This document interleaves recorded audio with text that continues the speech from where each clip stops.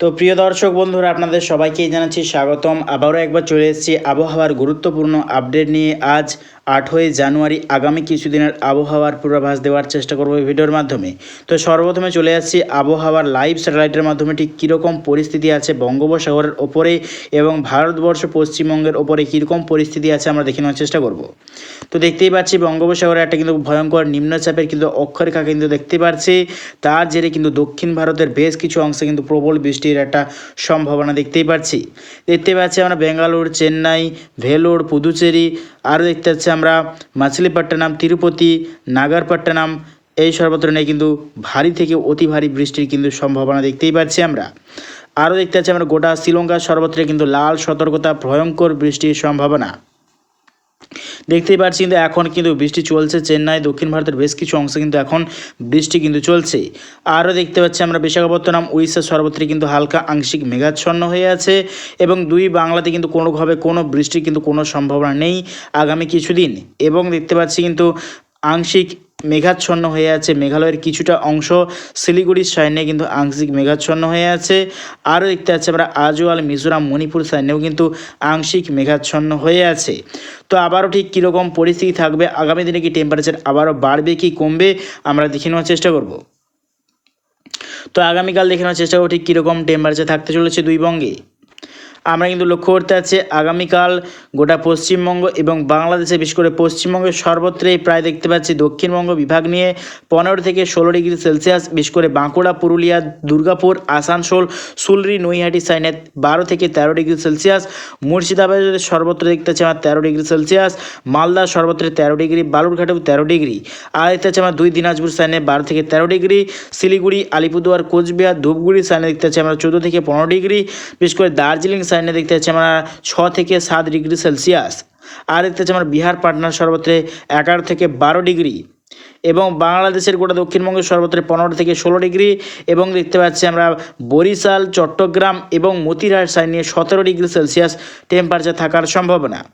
আর দেখতে পাচ্ছি আমরা গোটা বাংলাদেশের মধ্য বাংলাদেশের সর্বত্র 14 থেকে 15 ডিগ্রি, উত্তরবঙ্গ বিভাগ নিয়ে যেমন বাংলাদেশের রংপুর, ঠাকুরগাঁও সাইডে 13 থেকে 14 ডিগ্রি সেলসিয়াস, আজওয়াল, মিজোরাম সাইডে 7 থেকে 8 ডিগ্রি, ত্রিপুরার সর্বত্র 14 ডিগ্রি সেলসিয়াস টেম্পারেচার, মণিপুরের সর্বত্র দেখতে পাচ্ছি আমরা 6 থেকে 7 ডিগ্রি টেম্পারেচার।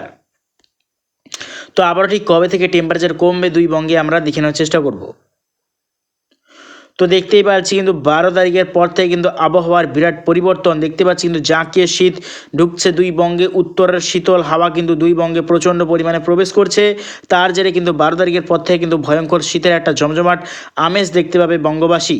দেখতে পাচ্ছি গোটা বাংলাদেশ এবং গোটা পশ্চিমবঙ্গের সর্বত্রই কিন্তু প্রচণ্ড পরিমাণে ঠান্ডা শীতল হাওয়া কিন্তু ঢুকছে দুই বঙ্গের ওপর। তার পরবর্তী টাইমে কিন্তু ভয়ঙ্কর ঠান্ডার কিন্তু আমেজ দেখতে পাবে 12 তারিখের পর থেকে। তো ঠিক এটা কতদিন চলবে আমরা দেখে নেওয়ার চেষ্টা করব। তো দেখতেই পাচ্ছি কিন্তু 15 তারিখ অবধি কিন্তু টেম্পারেচারটা কমার থাকার সম্ভাবনা। তারপর দেখতে পাচ্ছি আমরা 16 তারিখের পর থেকে কিন্তু একটা নিম্নচাপের পরিস্থিতি তৈরি হচ্ছে। মকর সংক্রান্তিতে কি আদৌ বৃষ্টি হবে আমরা দেখে নেওয়ার চেষ্টা করব। তো দেখতে পাচ্ছি কিন্তু মকর সংক্রান্তিতে আকাশ কিন্তু মেঘাচ্ছন্নই থাকবে পশ্চিমবঙ্গের, কিন্তু সেরকমভাবে কোনো বৃষ্টি কিন্তু কোনো সম্ভাবনা নেই। বিশেষ করে শিলিগুড়ি উত্তরের দিকে যদি চলে যায়, বিশেষ করে দার্জিলিং সাইডে কিন্তু হালকা পাতলা বৃষ্টির একটা সম্ভাবনা আছে দার্জিলিং সাইডে, এবং বাংলাদেশের কিন্তু কোথাও কিন্তু সেরকমভাবে কোনো বৃষ্টির সম্ভাবনা নেই। তবে দেখতে পাচ্ছি আমরা 16 তারিখের পর থেকে কিন্তু আবহাওয়ার অনেকটাই পরিবর্তন দেখতে পাচ্ছি, কিন্তু বাংলাদেশের বেশ কিছু অংশ এবং পশ্চিমবঙ্গের বেশ কিছু অংশে কিন্তু বৃষ্টির একটা সম্ভাবনা দেখতে পাচ্ছি আমরা। বিশাখাপত্তনম এবং উড়িষ্যার ওপর থেকে হয়ে নিম্নচাপ কিন্তু প্রবেশ করছে দুই বঙ্গের দিকেই। দেখতে পাচ্ছি কিন্তু বজ্র বিদ্যুৎ সহ কিন্তু ভারী ধরনের বৃষ্টির একটা কিন্তু সম্ভাবনা দেখতেই পাচ্ছি আমরা। অতি ভারী কিন্তু বৃষ্টির সম্ভাবনা আছে পশ্চিমবঙ্গের একাধিক অংশে। আমাদের যদি চলে যায় বৃষ্টির পরিমাপ নিয়ে, তো আগামী কিছুদিনের বৃষ্টির পরিমাপ দেখে নেওয়ার চেষ্টা করব। তো আগামী 5 দিনের মধ্যে দেখতে পাচ্ছি কিন্তু বঙ্গোপসাগরে কিন্তু কোনোভাবে কোনো সিস্টেম নেই, তবে দক্ষিণ ভারতের বেশ কিছু অংশে বৃষ্টির সম্ভাবনা আরও দেখতে পাচ্ছি আমরা। আহমেদাবাদ, মুম্বাই সাইড এবং নাগরপুর সাইডেও কিন্তু বৃষ্টির একটা সম্ভাবনা আছে নাগপুর সাইড নিয়ে, এবং দেখতে পাচ্ছি আমরা দার্জিলিং সাইডেও কিন্তু বৃষ্টির সম্ভাবনা আছে, কালিম্পং সাইডেও বৃষ্টির সম্ভাবনা আছে আগামী 5 দিনের মধ্যে। এবং আগামী 10 দিনের ক্ষেত্রে দেখতে পাচ্ছি কিন্তু পুরোটাই চেঞ্জ দেখতে পাচ্ছি, কিন্তু ঝাড়খণ্ডের ওপর থেকে হয়ে কিন্তু প্রচণ্ড পরিমাণে নিম্নচাপ প্রবেশ করছে, তার জেরে কিন্তু পশ্চিমবঙ্গের গোটা দক্ষিণবঙ্গের সর্বত্রই কিন্তু বজ্র বিদ্যুৎ সহ ভারী বৃষ্টির একটা কিন্তু সম্ভাবনা দেখতেই পাচ্ছি আমরা। ঝাড়খণ্ডের সর্বত্র ভারী বৃষ্টির সম্ভাবনা। জামশেদপুর, পুরুলিয়া, দুর্গাপুর, আসানসোল, আরও দেখতে পাচ্ছি আমরা বোলপুর, বাঁকুড়া, হাবড়া, হারোয়া এবং সুলরি, রামপুরহাট, দমকা, আরও দেখতে পাচ্ছি আমরা নৈহাটি, খাটুয়া, বর্ধমান, আরামবাগ এবং দেখতে পাচ্ছি আমরা খড়গপুর, জামশেদপুর, ঝাড়গ্রাম, কলকাতা, চন্দননগর, এই সর্বত্র কিন্তু বজ্রবিদ্যুৎ সহ বৃষ্টির কিন্তু একটা সম্ভাবনা দেখতেই পাচ্ছি। তার পরবর্তী টাইমে দেখতে পাচ্ছি কিন্তু এই যে নিম্নচাপ কিন্তু বাংলাদেশের দিকেই কিন্তু অগ্রসর হবে, তার জেরে কিন্তু বাংলাদেশেও কিন্তু আগামী দিনে বৃষ্টির সম্ভাবনা থাকছে।